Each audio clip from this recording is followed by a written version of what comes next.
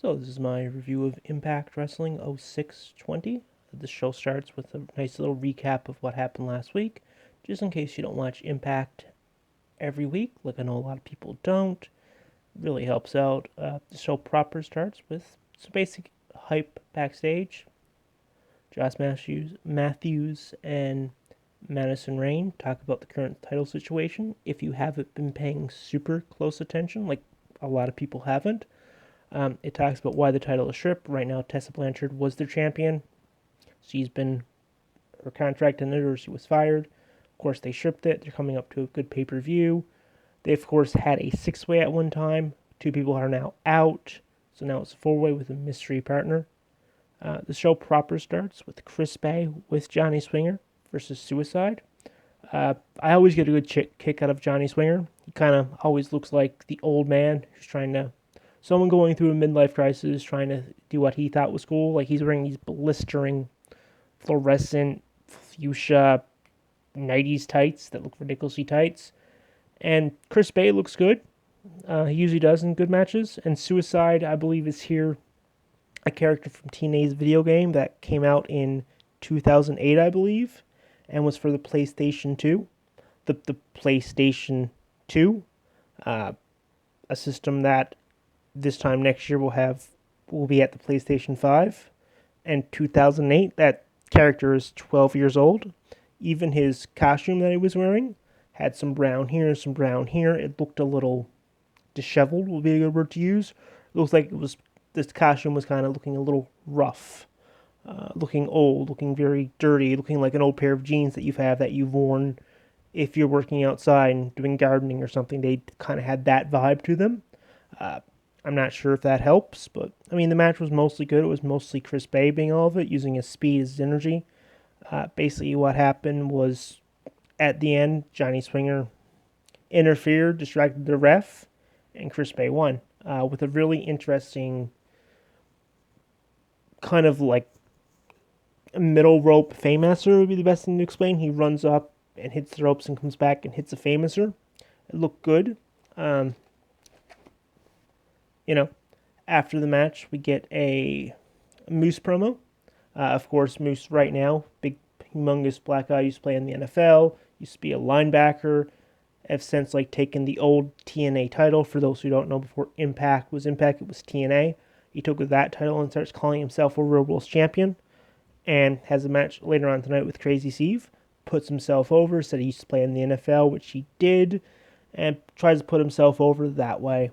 Then we go and see Swinger and Bay in the back. They're talking. Swinger's just like saying, "Oh man, you're great. Chris Bay, you're great. When you get your title match for the X Division title against Willie Mack at Slammiversary, you're going to win. I'm going to distract the ref. Refs are stupid, yada, yada, yada." Essentially, Johnny Swinger saying he's smarter than the referees. And like he even said, these refs here, they suck. They can't keep a job, which is, to be honest, if you've watched wrestling for any length of time, you usually find like, how are these refs employed? They miss everything, kind of making fun of that. And of course, behind him is the referee. And then, well, why is this, you're going to say that to me here now? I'll just, at Slammiversary, you're not going to manage Chris Bay. You're going to be removed from ringside. Really a funny segment. Swinger's obviously, I think, is the highlight of the show. I know he's just a funny manager character, but it's funny to see someone who is so out of touch. He's playing a very out of touch character. He's kind of, this is going to sound really stereotypical, but if you ever had like an older brother or your father tries to use cool terms, it's kind of that. It's like the midlife crisis guy. I'm sure you've seen him. Sometimes you go to a bar or a nightclub, and they're like mid-40s trying to dance up on like 19-year-old girls, and they're wearing what you would wear or something that was popular maybe 5 or 6 years ago. And they're wearing like the gold chains, like that kind of character, kind of like a midlife crisis guy. I thought it was hilarious. So I see people like that in my day-to-day life. They're always wearing like gold chain, like affliction shirts, and they're super tight, and you're just like, buddy, what are you doing? The next match itself was Reno Scum versus TJP and Follow Ball. My early thoughts of Reno Scum, I haven't actually seen them work before, but they're basically like a punk rock version of the Nasty Boys. It's Lester Legend and Alex Horstone. One has a big big old mohawk, and the other one has like bright hair and full of tattoos. I mean, it's a good match. Ball being kind of a sumo, but like a Filipino sumo. Interesting guy, and TJP, former X Division champion, former Cruiserweight champion, wrestled in the Cruiserweight Classic, actually won the first WWE Cruiserweight Classic. Really good match. It's mostly TJP and Fellow Ball just working them over, getting the better part of the match. There's a part where Lester the Legend picks up TJP, and he kind of goes for like a, assuming it's no nasty boy spot. I've seen it there, where the other guy picks up his arm and he puts his head right there. Like, not really good. Not the most disgusting, you kind of howl a little, really disgusting spot. I thought it was really disgusting. Eventually, a TJP and Follow Ball win. Wasn't much of a match. I kind of knew TJP and Follow Ball would win. They're kind of getting a bit more of a push, but a bit more of a. The company's putting more stock behind them. After this, we get a locker room talk segment, basically like a talk show. They had a couch there. Madison Rayne was doing it. Johnny Swinger was there, and Johnny Swinger's being super pissed off, going, I'm not in the match now. I got a job again. Darn, he really seems actually hurt. Madison Rayne's actual guest for the day was Johnny Bravo, and if you haven't been following Impact regularly, Johnny Bravo was a referee at one point. Was crooked. Was helping Johnny Impact, who is now John Morrison in SmackDown, win matches. And of course, John Morrison's wife is there as well, Taya Valkyrie, and he's pretty much Taya Valkyrie's bitch. I don't want to say bitch, but lackey. Like, I'm sure you've had friends who are in conductive relationships who are under someone's thumb, essentially, in very controlling relationships, always doing whatever they can for their partner, but they're not together type thing, kind of like an odd thing. And he's looking ridiculous. He's wearing this super tight shirt, and he's wearing like earmuffs that are two-tone earmuffs, and he has this little toy dog that he walks. He thinks it's an actual dog. It's hilarious, and they put over the insanity of it. And like halfway through the segment, Taya comes out, and she's like, "No, you have to move," and Bravo's completely submissive to it. And the whole idea of this is Taya's friend Rosemary was on a date with Johnny Bravo, and Bravo's being completely was not aware of the girl hitting on him and stuff. It's that kind of funny thing, and like that's the whole thing, and it's submissive. And like halfway through the segment, Springer goes, "Oh man, I can totally see there's some sexual tension here. It's definitely between Rosemary and me. Totally not between these two. I'm sexy." And Bravo gets like upset about it and says like, "The lady's not interested, like bugger off" type thing. And like you can kind of see they're getting in face. "You want a match about this, man? I'll go and fight, man." Like, "Oh, your tights are ridiculous," because he's wearing these ridiculous like fluorescent tights straight out of the 90s. If you picture like a stereotypical 80s rock band, this would be the tights he was wearing. If that helps you at all, but like that's what it looked like. And like, "You look ridiculous. You look ridiculous." And then it's like, sit down. Like, we don't need this. And then Taya goes like, "Rosemary, I need a favor. I need a partner for a tag match next week." And that happens. And Bravo's like, "Hot tag. Yeah, they're hot." It was funny. Honestly, Johnny Bravo was the highlight of this whole thing. I don't even know. Like, he's hilarious in everything he does. I love what he does. It's great. Him and like Coney Diener are the highlights of Impact. And maybe Moose are the highlights of Impact. And Swinger doesn't even wrestle. I know he was in like TNA back in the day. He was in the old ECW. But just, yeah. After that, we get a North promo from Ethan Page and Josh Alexander. They come out and say basically they're the best tag team in Impact. They actually have the longest reigning Impact Tag Team Champions. I got to go before we go any further. Ethan Page had a beautiful floral shirt. It looked great. It wasn't too loud. It was a great floral shirt. He was wearing these shorts and like white sandals. He looked like he was going golfing, but instead of wearing like a traditional golf polo, he went and found like a floral shirt. It was great. And they're basically, putting over themselves as a tag team. They say, "Hey, look, we beat up Ken Shamrock last week. Ken Shamrock's is great. Hall of Famer. Ken Shamrock, by the way, who he's been around a while. I used to play video games when I was younger, still do, and I believe he's in like No Mercy for the N64, which is an old as fuck game. Ken Shamrock used to be the Intercontinental Champion in the WWF back in the 90s. So, yeah, he's in his 50s by now. So, anyway, he says enough of this and comes out, and like he's in his 50s, uh, but he looks ripped. He looks in amazing shape for a man who I believe is in his 50s at least, if not in his 60s. They start beating him down, and then on the screen we see Sammy Callahan comes up and says, "You know what? I'll be your tag team partner. We have these guys in a tag title match." And he comes down. They beat the North up, and then they basically run off. Pretty standard thing. Out in the back, we then see an interview with Jimmy Jacobs. Sorry, I forgot who that was. Having an interview with Trey, saying his main event is against Madman Fulton. And of course, in the back, we see Scott D'Amore, who's the authority figure, talking to someone on the phone and dropping the Good Brothers. So it looks like Carl Anderson and Doc Gallows is coming to TNA. Not really surprised there. Before they went to WWE, they said there was talks of them going to TNA.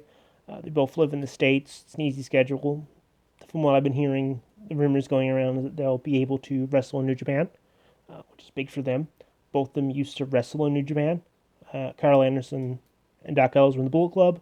Carl Anderson probably really liked his time in New Japan, probably didn't want to leave, but he lives in the States and has family, so I'll take less money to be closer to my family and not have to fly to Japan for work.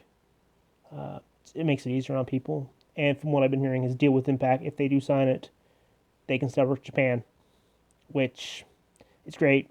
Maybe do a couple shows a year in Japan. Maybe do something for World Tag League. Maybe do a little something for I would say G1. Maybe not the G1, but like World Tag League, Wrestle Kingdom, Wrestling Duntaku, big shows like that, and give them some exposure. Really help the Bullet Club out, and the heavyweight tag division in Japan kind of needs some freshening up. So that will be great. After that, we get a Moose Crazy Steve match. Moose, big, massive lad, big guy, played in the NFL for 7 years. Impressive. Comes out in a flare robe, looks like money. And Crazy Steve, blind, face paint. Traditional Crazy Steve match. This match is nothing that you need me to tell you about. It was good. Moose went over clean. Moose probably has the best spear in professional wrestling right now. He hits him that hard that he does a front flip over, really selling the impact of it. Great spear. Wins after the match, beats up Steve some more. Tommy Dreamer comes out to make the save. Yeah, Tommy Dreamer. Old ECW Tommy Dreamer. I remember having ECW Hardcore Revolution back on the N64 and playing him back in the late 90s, early 2000s. Yeah, Tommy Dreamer. And Moose beats him up as well. Looks like they're building to a match after, but, Dreamer comes and cuts a promo and says, Tom, Moose, you're nothing. You played in the NFL, not because you wanted to play football, because you were good, and it was a paycheck for you. So you played there for 7 years. Didn't listen to anyone. You just played for the Patriots. Didn't listen to Bill Belichick. Didn't listen to Tom Brady. So, obviously they cut you. And you didn't get picked up because bad attitude, apparently, from what he said. And then it's like, well, you need the paycheck, so you didn't dream about being professional wrestling. But you're big, you're athletic, and you have some level of charisma. So you came to TNA, or Impact, and you've been taking a paycheck, and you go around calling yourself a champion. You come out wearing a TNA title. That's not even recognized. So instead of going and working for a title, you made it yourself, and that's not how it's done. So that was great. But my biggest thing is, well, I just saw Moose beat up Tommy Dreamer, and he was tired from wrestling Crazy Steve. So, are you building towards a match for Moose and Dreamer? If you are, great. But what threat is Dreamer to Moose if he just beat him up after being tired from wrestling Steve? It just seemed like an odd thing. And then our semi-main is Cara Hogan against Jessica Havoc. This match was standard women's match, kind of a come down after the promo. They're having a feud. Nevada and Havoc and Cara Hogan and Tracy Steeles. Cara Hogan won from a distraction. from Tara Huggins. Really nothing to say about the match. It was good. I wouldn't, you don't need to see it or anything. Me not paying that close attention to it. I mean, it might have been a good women's match, but TNA used to have the best women's wrestling division 5, 10 years ago. They used to have Gail Kim. They were doing some great matches even long before WWE was, and they go to break. After the break, we see Moose just being upset. About like, how dare Tommy Dreamer say that to me? He doesn't know anything about me. The only thing he knows about me is he checked my Wikipedia page, found out the information there. He doesn't know anything about me. I'm gonna talk to Tommy Dreamer and have a word with him essentially. And like I said, it looks like a Tommy Dreamer and Moose match probably for next week. I can't see it being at the pay-per-view. Just because they've been kind of teasing Moose and EC3 before. But, I like Moose. I think Moose, they should put the title on Moose. Saying, yeah, you don't know me. Fuck you type thing. And then the main event is Madman Fulton against Trey from the Rascals. It's a good big guy, little guy match. Fulton being huge, doing a lot of work right now for Ace Austin, who was also in the Fatal 4-Way at Slammiversary. So it was a pretty good match. Fulton beat him up and beat him up and beat him up. Trey got disqualified. Essentially hit him with a stick because Ace Austin comes out with like a stick, like a gambit stick. If you're familiar with gambit, that kind of like a bow staff.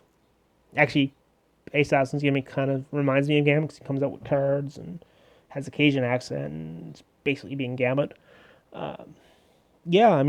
Beats him up, hits him with a steel chair, beats him up that way, and it's perfectly legal in the Fatal 4-Way, no disqualifications, but like it was a good match. It was an okay match, nothing that you need to see, nothing I tell you to go out of your way to see.